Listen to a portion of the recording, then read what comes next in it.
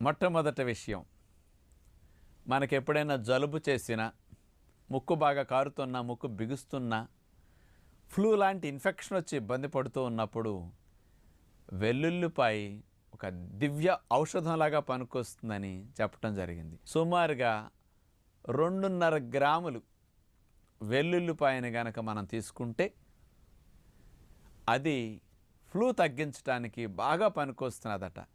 మరి ఈ వెల్లుల్లిపాయలు ఉండే మెడిసినల్ ప్రాపర్టీలు ఏం చేస్తుందో తెలుసండి? మన శరీరంలో రక్షక దళాల్లో టీ కణాలు, లింఫోసైట్స్లో టీ లింఫోసైట్స్ అంటాం కదా, ఈ T helper cells, T killer cells ఇట్లాంటివి ఉంటాయి. ఈ టీ కిల్లర్ సెల్స్ని బాగా ఈ వెల్లుల్లిపాయలో ఉండే మెడిసిన్ వెళ్ళి స్టిమ్యులేట్ చేస్తుందట.